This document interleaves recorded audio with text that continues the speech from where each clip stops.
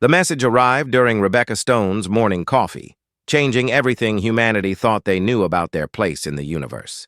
She had been reviewing supply reports in her private quarters aboard Luna Station when the communication array lit up with an incoming transmission from deep space. The signal was strong, impossibly strong, and carried the unmistakable signature of alien technology. Rebecca set down her cup and watched as the holographic display materialized before her. 12 distinct species appeared in the projection, each more alien than the last. The central figure was a massive reptilian creature with scales that shifted color like oil on water. Its voice carried the weight of absolute authority when it spoke. "I am Supreme Commander Dalak of the Drakari Empire, speaking for the Galactic Coalition. We address the species known as humans of the planet Earth. You have violated sacred boundaries and claimed space that belongs to others. Your expansion ends now." Rebecca felt her blood run cold as she listened. Humanity had been exploring and colonizing new worlds for 50 years, believing themselves alone in the vast emptiness of space. Every planet they had settled, every mining operation they had established, every trade route they had opened was apparently an act of war against civilizations they never knew existed. The alien commander continued his message with growing intensity. "Your primitive species has 30 standard galactic days to withdraw from all disputed territories. You will cease all expansion activities and submit to coalition oversight. Any human vessel found beyond your home system after this deadline will be destroyed without warning." The display shifted to show star maps with red zones marking every human colony, every outpost, every sign of human presence beyond Earth itself. Hundreds of worlds that humanity called home were suddenly marked for abandonment. Billions of humans who had never seen Earth were being told they had no right to exist where they were. "Do not mistake this for negotiation," the reptilian commander added. "This is a final warning. The Coalition has maintained peace in this galaxy for 3,000 years. We will not allow an upstart species to disrupt that order, comply, or face complete annihilation." The transmission ended, leaving Rebecca alone with the weight of humanity's future pressing down on her shoulders. She immediately called for an emergency session of the Terran Defense Council, knowing that every major military leader, scientist, and political figure would need to hear this message within the hour. Luna Station's main conference room filled quickly as urgent transportation brought Earth's greatest minds together. General Robert Hayes arrived from Mars Command, still wearing his field uniform from training exercises. Dr. Emma Walsh came directly from her laboratory on Europa, her research into quantum physics suddenly more relevant than ever. Political leaders, military strategists, and intelligence officers gathered around the massive circular table as Rebecca played the alien ultimatum for the second time. The room erupted in chaos as the implications became clear. Voices rose in anger, fear, and disbelief as humanity's leaders grappled with the reality that they were not alone, and certainly not welcome in the larger galactic community. "How many ships do they have?" General Hayes demanded. "What kind of weapons? What are we dealing with here?" Intelligence Director Michael Torres pulled up what little information they had gathered from deep space monitoring stations. "Our best estimates suggest a combined fleet of at least 10,000 vessels, possibly more. The technology signatures we're reading are centuries ahead of anything we currently possess." "Then we comply," said Senator Amanda Gray from Luna Colony. "We can't fight the entire galaxy. We evacuate our outer colonies and try to negotiate from Earth." "Negotiate?" Rebecca stood slowly, her voice cutting through the argument. "They're not interested in negotiation. They want submission. They want humanity to crawl back to Earth and never leave again." Dr. Walsh leaned forward, her eyes bright with dangerous possibilities. "Actually, we might have more options than they think. The Coalition clearly doesn't understand what human technology has become in the past decade. Our recent breakthroughs in quantum manipulation and temporal mechanics could level the playing field." "Could they?" General Hayes asked skeptically. Or are you talking about experimental weapons that might work in theory but have never been tested in real combat? Emma Walsh smiled grimly. I'm talking about weapon systems that have been tested extensively. The Coalition thinks we're primitive because they've only seen our civilian technology. They have no idea what we've been building in classified facilities across the Outer Rim. Rebecca felt something cold settle in her chest as she realized what the doctor was implying. Humanity had been preparing for this moment without knowing it, developing weapons and defenses that would make their ancestors weep with horror and pride in equal measure. The debate continued for hours as reports came in from human colonies across the galaxy. Fear spread like wildfire as colonists learned they were surrounded by hostile alien civilizations. Some colonies began preparing for evacuation, while others started building defenses despite having no idea what they might face. As the meeting stretched into the night, Rebecca made her decision. She stood at the head of the table and waited for silence before speaking words that would echo through history. "Send a response to the Coalition," she said quietly. "Tell them that humanity has received their ultimatum and considered it carefully."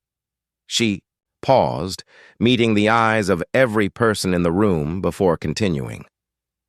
"Tell them that we appreciate their concern about galactic peace, but we must respectfully decline their generous offer of subjugation." Senator Gray gasped. "Rebecca, you're condemning billions of people to death." "No," Rebecca replied, her voice steady as steel. "I'm giving them a chance to live free. The Coalition thinks we're weak prey animals who will roll over when threatened. They're about to learn that humanity became the dominant species on Earth for a reason, and that reason wasn't playing nice with things that wanted to eat us." She walked to the communications array and began recording her response to the alien ultimatum.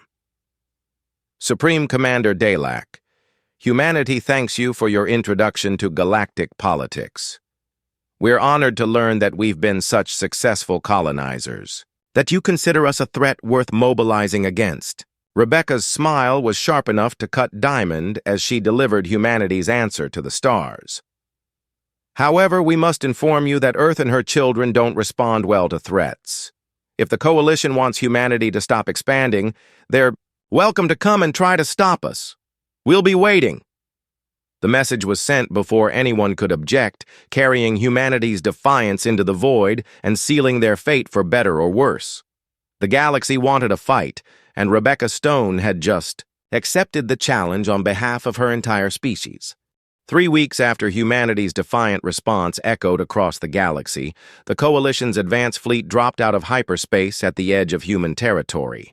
Fleet Commander Vel of the Drakari 4th Battalion expected to find scattered human colonies protected by nothing more sophisticated than orbital defense platforms and perhaps a few patrol ships. Instead, his sensors immediately began screaming warnings about massive energy signatures and defensive installations that shouldn't exist. Vel stood in the command center of his flagship Dominator, studying the tactical displays with growing confusion. The star system before him should have been a simple mining colony with basic infrastructure. The intelligence reports clearly indicated that humans possessed only primitive fusion technology and kinetic weapons. Yet his instruments were detecting energy patterns that rivaled the most advanced Coalition technology. "Sir, we're receiving multiple targeting locks from unknown sources," reported his sensor officer, a thin Volthan with nervous clicking sounds coming from his throat. "I count at least 200 weapon emplacements, but I can't determine their exact locations." "That's impossible," Vel growled, his scaled hide shifting to a darker shade of green that indicated rising anger. "Human weapons don't have that kind of range or stealth capability. Run a full spectrum analysis." The bridge crew worked frantically at their stations while Vel studied the strange readings. The human defensive lines stretched across 3 entire star systems, creating what appeared to be an impenetrable barrier between Coalition space and the inner human colonies. More disturbing was the complete absence of visible ships or stations. The weapons signatures were coming from empty space itself. "Commander, incoming transmission from the human forces," announced the communications officer. The main screen flickered to life, revealing a human male with steel-gray hair and cold blue eyes. He wore a simple blue uniform without the elaborate decorations that Coalition officers used to display their ranks and achievements. When he spoke, his voice carried the quiet confidence of someone who held all the advantages in a dangerous situation. I am Captain David Walsh of the Terran Defense Fleet. You are entering human space without permission and with obvious hostile intent. I'm required to give you one opportunity to withdraw peacefully before we demonstrate why that would be in your best interests. Vel's anger flared at the human's casual tone. This primitive creature was speaking to a Coalition fleet commander as if they were equals. Human, I am Fleet Commander Vel, representing the combined might of 12 advanced civilizations. You will stand down immediately and prepare for inspection and occupation. Captain Walsh smiled, but the expression never reached his eyes. Commander Vel, I appreciate your confidence, but I think you may be operating under some dangerous assumptions about human capabilities. Allow me to provide a small demonstration of why your current position is not as strong as you believe. The transmission ended, leaving Vel staring at a blank screen. He was about to order his weapons officer to target the nearest human installation, when reality decided to teach the Coalition their first lesson about underestimating humanity. The attack came from nowhere and everywhere at once. Vel watched in horror as one of his scout ships simply vanished, not destroyed, but literally removed from existence as if it had never been there. Another scout began transmitting frantic distress signals as gravitational forces that defied physics crushed its hull into a ball of twisted metal no larger than a fighter craft. What are they using? Vel demanded, his voice rising to a roar that made his bridge crew flinch. Those aren't weapons, they're impossible. His chief science officer, a multi-armed Zeltar, manipulated several holographic displays at once as she tried to make sense of the readings. Sir, the humans appear to be weaponizing fundamental forces. That first ship was caught in what can only be described as a localized reversal of the strong nuclear force. The atoms in its hull simply stopped holding together. Another scout ship died as Vel watched. This one aging 1,000 years in the span of seconds. Its hull corroded and collapsed, as if it had been floating in space for millennia instead of minutes. The crew's final transmission was cut short as their voices grew, old and weak before falling silent forever. They're manipulating time itself, the science officer whispered in awe and terror. The temporal distortion readings are off our measurement scales. Vel felt something he had never experienced in 30 years of Coalition military service. Fear. Real, primal fear of an enemy that could kill him in ways his mind couldn't even comprehend. He had conquered 17 worlds for the Coalition, faced down rebels and pirates and hostile alien species, but he had never encountered weapons that treated the laws of physics as optional guidelines. The tactical display updated to show a dozen human ships materializing out of apparently empty space, their sleek designs unlike anything in Coalition databases. They moved with impossible grace, shifting between normal space and some other dimension that allowed them to appear anywhere they chose without warning. Fleet Commander, came a calm voice from his communications station. The human Captain Walsh is requesting to speak with you again. Vel straightened his uniform and tried to project the authority he no longer felt. When Captain Walsh appeared on the screen, he looked exactly as relaxed as he had during their first conversation. Commander Vel, I hope our little demonstration was educational. As you can see, human defensive capabilities are somewhat more advanced than your intelligence suggested. What kind of weapons are those? Vel demanded, abandoning diplomatic protocol in his desperate need to understand what he was facing. The kind that turn matter into energy, energy into time, and time into whatever we need it to be, Walsh replied, casually. Humanity learned long ago that the universe has rules, but those rules can be rewritten by anyone with sufficient understanding and proper motivation. The human captain leaned forward slightly, and Vel saw something in those blue eyes that made his blood run cold. It was the look of a predator that had been pretending to be prey for so long that everyone had forgotten what it really was. Commander, you came here expecting to find a primitive species armed with crude weapons and desperate for mercy. Instead, you found guardians of a civilization that turned warfare into an art form while your species was still learning to make fire. Walsh gestured toward something off-screen, and Vel's tactical display lit up with new contacts. Hundreds of human ships were materializing throughout his fleet's formation, each one capable of weapons that violated everything the Coalition understood about combat. I want you to take a message back to your Coalition, Walsh continued. Tell them that humanity appreciates their concern about galactic expansion. But we have no intention of limiting ourselves to satisfy the fears of species who mistake restraint for weakness. Vel found his voice, though it came out as barely more than a whisper. You're declaring war on the entire galaxy. No, Walsh corrected with that same cold smile. We're accepting a war that was declared on us. There's a significant difference, and your Coalition is about to learn exactly what that difference means. The transmission ended, leaving Vel alone with the wreckage of his advance fleet and the terrible knowledge that the Coalition had made a catastrophic error in judgment. They had challenged a species that had mastered technologies beyond imagination while pretending to be peaceful explorers. As his surviving ships began their retreat toward Coalition space, Vel composed his report with hands that still trembled from what he had witnessed. The Coalition wanted intelligence about human capabilities, and he would give them the truth, though he doubted they would believe it until it was far too late. The full Coalition armada, assembled in the Titan Nebula, looked like nothing the galaxy had ever seen. 10,000 warships from 12 different species created a formation that stretched across light years of space, their combined firepower capable of sterilizing entire worlds. Supreme Commander Dalak stood on the bridge of his flagship Annihilator, convinced that sheer numbers would overwhelm whatever tricks the humans had used to destroy his advanced scouts.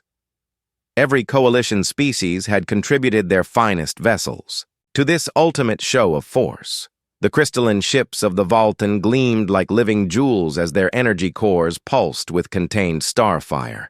The massive bioships of the Hive grew new weapon pods even as they moved through space, there being living hulls adapting for maximum destructive potential. Ancient Keeper vessels, older than most civilizations, hummed with technologies that had conquered 1,000 worlds.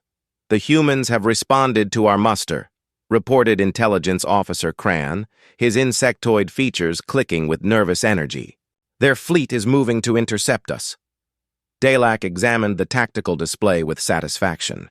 According to his sensors, the human force consisted of fewer than 300 ships, a laughably small force compared to the Coalition armada.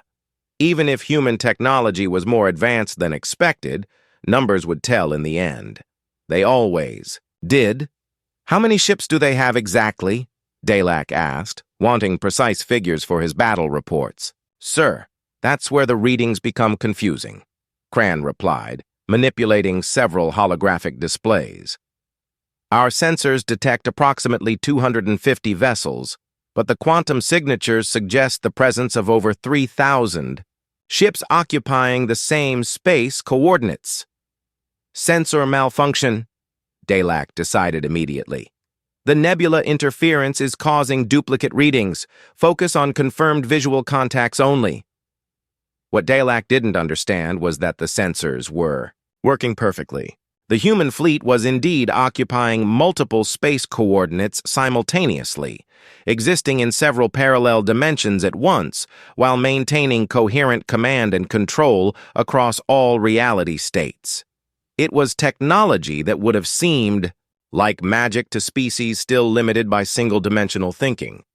The engagement began when the first wave of Coalition ships entered weapons range. Dalak had planned a simple strategy based on overwhelming firepower and numerical superiority. His forces would advance in 3 waves, absorbing whatever damage the humans could inflict while closing to decisive range. It was a plan that had worked against every enemy the Coalition had ever faced. The human response shattered every assumption about space combat that had held true for thousands of years. Admiral Rebecca Stone watched the approaching Coalition fleet from the bridge of her flagship Prometheus, a vessel that existed in 7 dimensions simultaneously while drawing power from controlled quantum fluctuations in space-time itself. Around her, the human fleet prepared to demonstrate why their species had stopped looking for friends among the stars. Multiple targeting solutions confirmed across all probability matrices, reported her weapons officer, Lieutenant Commander Alex Rivera. The enemy fleet is maintaining predictable formation patterns in normal space. Temporal displacement drives are online and synchronized, added Navigation Officer Beth Kumar. We can engage from multiple timeline branches simultaneously. Rebecca nodded, feeling the weight of humanity's future in her next words. All ships, execute Protocol 7. Show them what happens when evolution produces a species that treats warfare as applied physics. The battle that followed redefined what galactic civilizations understood about the nature of conflict itself.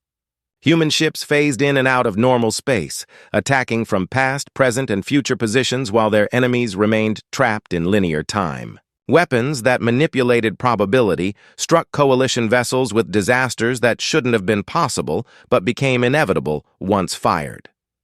Daylac watched his carefully planned battle formation dissolve into chaos as human weapons did things that violated every law of physics he understood. A squadron of Drakari heavy cruisers simply ceased to exist, not destroyed but edited out of reality as if they had never been built. Another formation found itself trapped in a temporal loop, fighting the same 30 seconds of battle over and over again while human forces picked them apart from outside the affected time stream. Sir, we're receiving impossible readings from the human vessels, his science officer reported, her voice tight with panic. They appear to be drawing energy directly from quantum foam and converting it into directed gravitational shears. A Coalition battle group vanished into a localized black hole that existed for exactly 13 seconds before dispersing its mass as pure energy across 7 light-years of space. The surviving crews transmitted their final moments as they experienced their deaths from multiple timeline perspectives simultaneously. What are they? Daylac whispered, watching his invincible armada crumble under assault from weapons that treated reality as a rough draft waiting to be rewritten. The answer came from an intercepted human transmission, a conversation between 2 human ship commanders, discussing the battle with casual professionalism that was more terrifying than any battle cry. 3rd Squadron, adjust your quantum flux to account for enemy shield harmonics. Their defensive systems are still limited by single-dimensional physics. Acknowledged 7th Fleet, implementing temporal strike pattern Delta. Target elimination in 3 timeline branches. Mark. Daylac realized with growing horror that the humans weren't just winning the battle. They were teaching a master class in applied destruction. Every weapon they used revealed new possibilities for ending life that the Coalition had never imagined. Ships didn't just explode, they were systematically deconstructed at the molecular level while their crews experienced every possible way they could die across infinite probability branches. Fleet Commander, incoming transmission from the human admiral, his communications officer announced, her voice barely steady enough to be understood. Admiral Rebecca Stone appeared on his screen, looking as calm and professional as if she were discussing shipping schedules instead of presiding over the systematic annihilation of the largest military force in galactic history. Supreme Commander Daylac, I wanted to speak with you before we finish this engagement. Your Coalition made a fundamental error in understanding what humanity represents in the galactic ecosystem. Daylac found his voice, though it came out as a growl of desperate rage. What are you? We're what happens when evolution spends 4 billion years creating a species capable of surviving on a planet where everything is trying to kill everything else, then gives that species intelligence, technology, and a really compelling reason to stop playing nice. The human admiral gestured towards something beyond the screen's view, and Dalak's tactical display showed the true scope of the disaster unfolding around him. Of his 10,000 ships, fewer than 3,000 remained operational, and those were scattered across dozens of light years as they tried desperately to escape weapons that could strike across multiple dimensions simultaneously.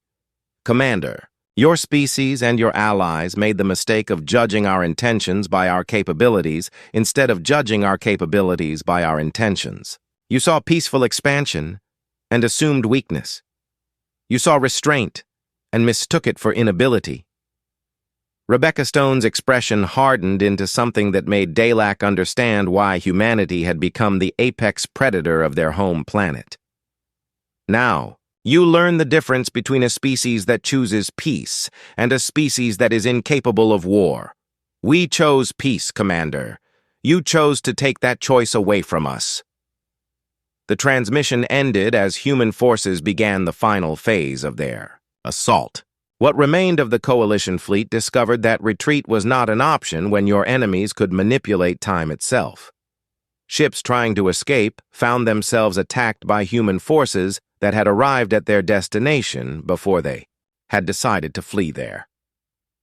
In the space of 6 hours, the greatest military force ever assembled in galactic history was reduced to scattered survivors fleeing toward home while carrying news of humanity's true nature. The Titan Nebula became a graveyard for Coalition ambitions and the birthplace of humanity's reputation as the species that had turned warfare into an expression of scientific artistry. Supreme Commander Dalak's final transmission to Coalition. Command was brief and terrifying in its implications. Do not engage the humans in open battle. They are not what we thought they were. They are not what anyone could have imagined. Send negotiators, send diplomats, send anyone who can speak. But for the love of all that's sacred in the galaxy, do not send more fleets. The Coalition High Council convened in emergency session aboard the neutral space station Harmony, their meeting chambers filled with representatives from 12 species who had never known defeat. What remained of their grand armada limped home, with reports so unbelievable that many council members initially dismissed them as hallucinations brought on by combat stress. The truth was far more disturbing than any lie their imaginations could have created. Fleet Commander Vell's detailed reports lay before them, filled with technical specifications that made no sense and weapon descriptions that violated known physics. As the council members absorbed the scope of their defeat, intercepted human communications began revealing the true horror of what they had challenged. The first intercepted message came from a human deep space monitoring station, a routine transmission that changed everything the Coalition thought they knew about their enemy. Research Station Echo to Luna Command, confirming successful data extraction from Coalition vessel debris. Biological samples, technology fragments, and cultural archives have been processed and added to existing databases. All 12 Coalition species now have comprehensive profiles on file. Council member Thrix of the Valthan Collective felt his crystalline structure darken as he processed the implications. How long have they been watching us? The answer came in the next series of intercepted transmissions, routine communications, between human intelligence operatives that painted a picture of surveillance and preparation spanning decades. Human agents had been present on Coalition worlds, studying their societies, mapping their defenses, and cataloging their weaknesses, while maintaining perfect cover identities. Agent Williams reporting from Valthan Prime. Industrial capacity assessments complete. Recommend targeting manufacturing facilities in sectors 7 through 12 for maximum disruption of war production. Population evacuation routes confirmed and logged for humanitarian considerations. Agent Rodriguez, Drakari Homeworld. Military command structure analysis updated. Identified 17 key strategic leaders whose removal would collapse organized resistance. Personal psychological profiles attached for reference. Dr. Maria Santos materialized in the council chambers via hijacked communication array, her image appearing without warning on every display throughout the station. She spoke with the calm authority of a scientist presenting research findings rather than a military officer delivering threats. Honorable members of the Coalition High Council, I am Dr. Maria Santos, Director of Xenobiological Research for the Terran Defense Initiative. I believe we need to discuss some fundamental misunderstandings about human intentions and capabilities. Council Leader Supreme Dalak, still recovering from his Fleet Command disaster, found his voice first. What do you want, human? I want to educate you about the nature of predator-prey relationships and how they apply to interspecies contact, Dr. Santos replied with academic precision. For the past 67 years, humanity has been aware of your civilizations through long-range sensor arrays and quantum communication interception. We've been studying you with the same thoroughness that any apex predator studies its hunting. Ground. The council chambers fell silent as the implications became clear. Everything they had believed about first contact was wrong. Humanity hadn't stumbled into coalition space as ignorant explorers. They had been deliberately expanding into territory they knew was claimed, testing coalition responses and gathering intelligence on their eventual enemies. Your expansion was an invasion, accused Council Member Zarek of the Hive Collective, his biomechanical voice buzzing with anger. Our expansion was reconnaissance, Dr. Santos corrected calmly. Every colony we established, every mining operation we began, every trade route we opened served as a sensor platform and intelligence gathering post. We've been mapping your military capabilities, studying your cultural weaknesses, and preparing counter-strategies for 60 years. She manipulated something off-screen, and detailed holographic displays filled the council chambers, showing intimate knowledge of every coalition world. Population centers, industrial facilities, military installations, political structures, even individual psychological profiles of key leaders appeared in perfect detail. We know that Valthan crystalline matrices shatter when exposed to specific harmonic frequencies. We know that Drakari reproductive cycles create predictable population vulnerabilities every 7 years. We know that Hive collective bioships require constant genetic material harvesting to maintain their weapon systems. The revelations continued as Dr. Santos presented decades of human intelligence work. Every coalition strength had been analyzed and countered. Every weakness had been cataloged and weaponized. Every defensive strategy had been predicted and defeated before it was even conceived. Impossible, whispered Council Member Yara of the Keeper Alliance. Our security protocols are absolute. No outsider has ever penetrated our inner councils. Dr. Santos smiled with the satisfaction of a teacher watching her students finally understand a difficult concept. Council Member Yara, your personal aide Jennings has been filing reports with human intelligence for 11 years. Your breakfast preferences, daily routines, security codes, and personal communications have all been documented and analyzed. The chamber erupted in panic as every council member realized that their most trusted associates, their closest advisors, their intimate companions, might be human agents who had been reporting on them for decades. The scope of humanity's infiltration was complete and devastating. Why? Demanded Supreme Commander Dalak. Why go to such lengths for conquest? Conquest was never our objective, Dr. Santos replied with chilling honesty. Survival was. Humanity learned early in our development that the galaxy is not a friendly place. Every species we encountered through long-range observation showed the same pattern. Territorial aggression, resource competition, and systematic elimination of potential threats. She paused, allowing the council members to absorb the implications, before delivering the final revelation that would haunt their dreams for generations. We studied 12 major galactic civilizations over 60 years of careful observation.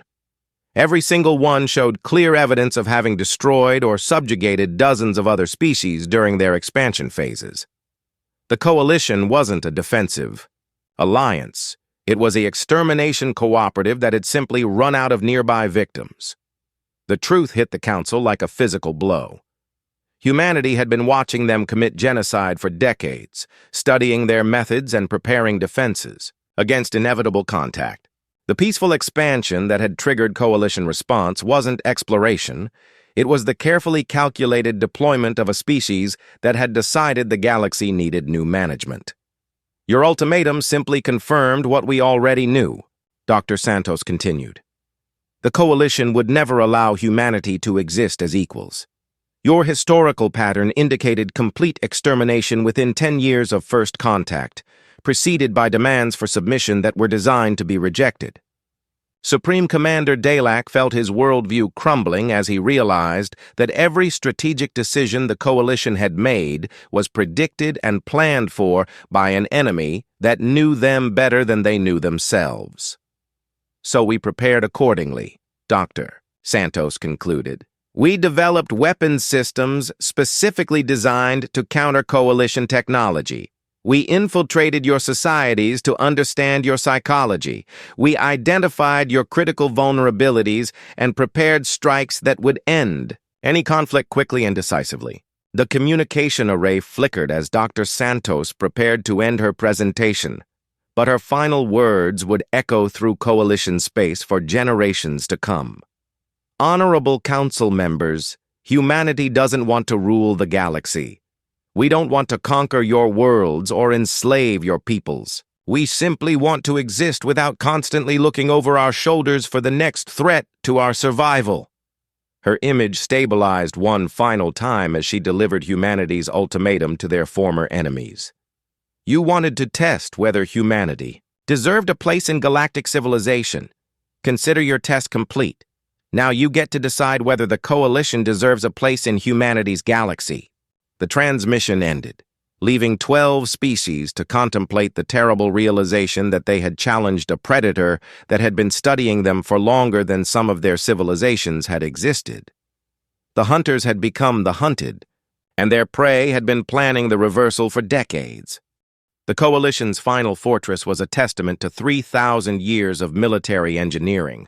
The core worlds had been turned into an interconnected defensive network that could withstand the combined assault of every known weapon in the galaxy. Planetary shields powered by stellar cores created barriers that could absorb the energy output of entire star systems. Orbital defense platforms armed with reality anchor weapons prevented any form of dimensional manipulation within their operational range. It should have been impregnable. The coalition's greatest military minds had spent months designing defenses specifically to counter human technology. Every weapon humanity had demonstrated was accounted for and neutralized. Every tactical advantage the humans had shown was carefully countered by overlapping defensive systems that made conventional assault impossible. None of it mattered. Admiral Rebecca Stone stood in the command center of her flagship as the human fleet approached the coalition's last stronghold. Around her, the most advanced technological civilization in galactic history prepared to demonstrate the difference between military victory and species-level dominance. The weapons being prepared didn't just destroy enemies, they rewrote the fundamental rules that allowed enemies to exist. All reality engines online and synchronized, reported her chief weapons officer, Commander Lisa Park. Temporal displacement fields are stable across all probability matrices. We have clear firing solutions on all 12 target worlds simultaneously. Quantum Foundation scramblers are ready for deployment, added Dr. Emma Walsh from her science station. Once activated, the affected areas will experience complete breakdown of atomic cohesion. Matter will simply forget how to hold itself together.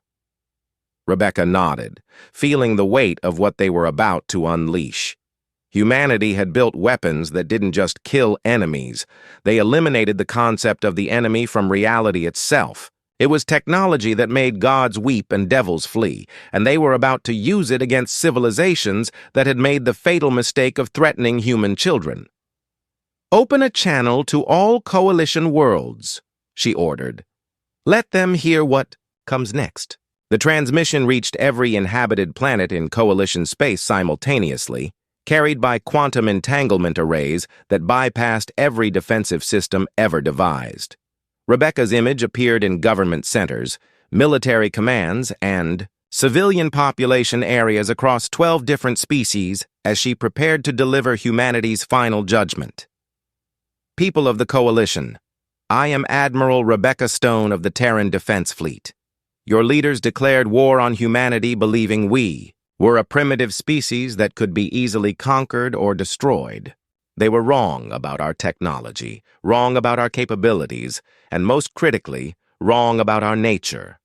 She paused, allowing her words to be translated into the hundreds of languages spoken across Coalition space. When she continued, her voice carried the absolute certainty of someone who held the power to remake reality according to her will. Your governments threatened human children with extinction. They declared that our species had no right to exist beyond our home system. They mobilized the largest military force in galactic history to ensure our complete annihilation. The transmission switched to show tactical displays of human weapon systems that violated every law of physics the Coalition understood. Reality engines that could edit matter out of existence. Temporal bombs that age their targets into cosmic dust in seconds. Dimensional scissors that could cut worlds loose from the quantum substrate that defined their existence. Now you will witness the consequences of threatening a species that learned warfare on a planet where everything evolved to kill everything else, then spent centuries turning that experience into applied technology. Rebecca's expression hardened into something that made apex predators look like house pets. Your leaders wanted to test humanity's resolve. They wanted to see if we would fight for our right to exist. Consider your curiosity satisfied. The assault began with surgical precision that redefined the concept of overwhelming force. Human ships emerged from quantum foam directly inside Coalition space, bypassing defensive systems that were designed to stop attacks coming from normal dimensions. They deployed weapons that didn't destroy planets so much as convince reality that those planets had never existed in the first place. The first world to die was the Valthan Manufacturing Center in the Kepler system. One moment it was a thriving planet with billions of crystalline inhabitants and vast industrial complexes. The next moment there was empty space where the planet had been, with its star's gravitational field automatically adjusting as if the missing mass had never existed. The Drakari homeworld lasted 13 seconds longer, its massive planetary shields flaring with the energy output of a small star as they tried to deflect weapons that attacked from outside normal space-time. The shields held against conventional assault until human reality engines began editing the mathematical constants that defined how energy and matter interacted in local space.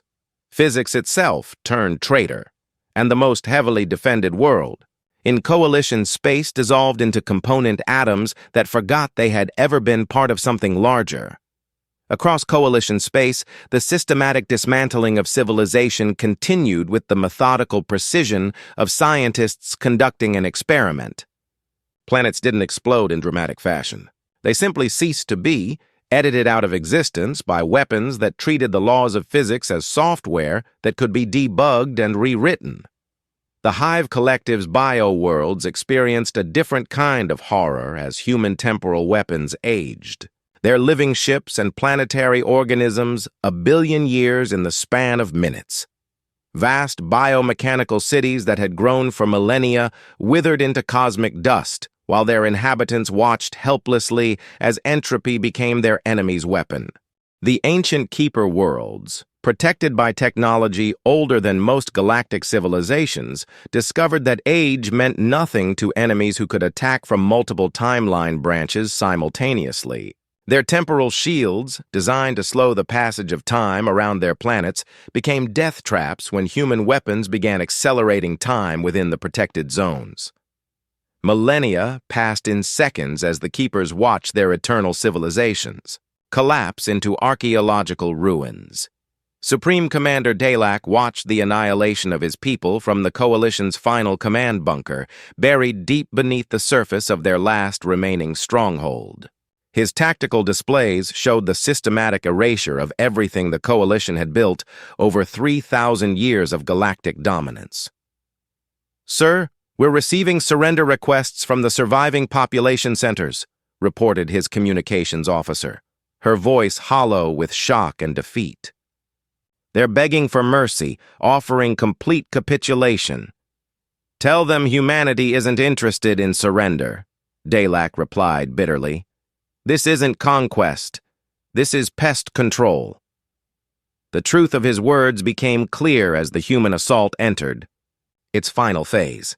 The weapons being deployed weren't designed to capture territory or subjugate populations.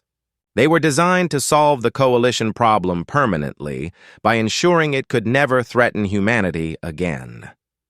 Dr. Emma Walsh's voice echoed across the dying Coalition worlds as she explained the science behind their destruction with the calm professionalism of a university lecturer. "For those interested in the technical details, we're using quantum foundation scramblers to destabilize the mathematical relationships that allow matter to maintain coherent structure. Essentially, we're teaching atoms to forget how to hold themselves together." Her explanation continued as worlds died around her words. The temporal acceleration fields operate by increasing the rate of entropy within localized space-time bubbles. 1 billion years of stellar evolution compressed into minutes create some fascinating cosmological effects.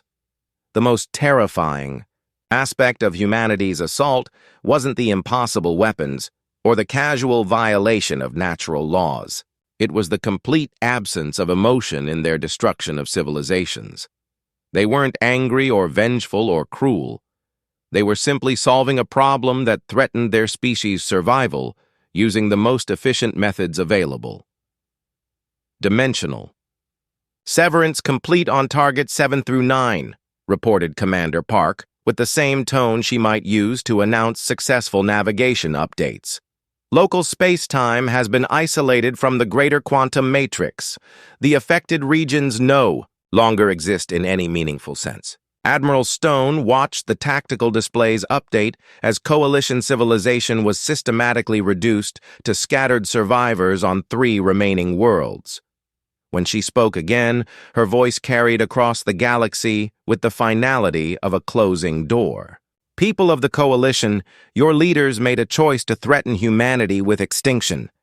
That choice has consequences that extend beyond military defeat or political subjugation. You challenged a species that views threats to its children as problems requiring permanent solutions."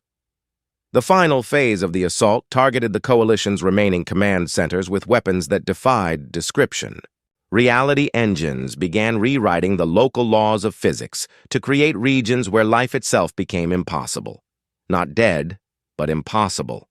The quantum structures that allowed consciousness to emerge from organized matter were edited out of existence, leaving only empty space where thinking beings had once existed. Your governments wanted to test whether humanity deserved a place in galactic civilization, Admiral Stone continued, as the last Coalition strongholds fell to weapons that treated existence as a rough draft waiting to be corrected. The test is complete. The results indicate that the question was incorrectly framed. She paused, allowing the scope of humanity's victory to sink in across the galaxy. When she spoke again, her words would be remembered as the moment when the balance of galactic power shifted permanently. The correct question was whether galactic civilization deserved a place in humanity's universe. Based on your actions, the answer is conditionally and under human supervision. The assault ended as suddenly as it had begun, leaving 3 Coalition worlds intact among the ruins of their vast empire. The survivors found themselves isolated in a galaxy that had been fundamentally changed by weapons that rewrote reality itself. Where once there had been 12 proud civilizations controlling hundreds of worlds, now there were only scattered remnants wondering how they had so completely misjudged their intended victims. Admiral Stone's final transmission reached every inhabited world in the galaxy, carrying humanity's new position on galactic politics to species that had never heard of Earth but would never forget what happened to those who threatened its children. To any civilizations listening to this message, humanity offers the galaxy a simple proposition. We will continue our peaceful expansion and development. We will trade with those who wish to trade, explore alongside those who wish to explore, and coexist with those who wish to coexist. Her expression hardened one final time as she delivered humanity's ultimatum to the stars. But understand this clearly. We will never again tolerate threats to human survival. Any species, alliance, or empire that threatens humanity or its interests will discover why we stopped looking for friends among the stars and started looking for threats to eliminate. The transmission ended, leaving the galaxy to contemplate its new reality. Humanity had not conquered the coalition through superior numbers or better strategy. They had simply demonstrated that some species evolve beyond the need for conventional warfare, developing instead the ability to edit their enemies out of existence entirely. In the silence that followed, the remaining coalition survivors began the long process of learning to live in a universe where humanity had established itself as the apex predator of an entire galaxy. The age of coalition dominance was over, ended not by revolution or military defeat, but by the systematic application of technology that treated reality itself as a weapon system. The galaxy had wanted a fight with humanity. Instead, they had received an education in why some species become apex predators, while others become cautionary tales told to warn future generations about the dangers of threatening the wrong neighbors.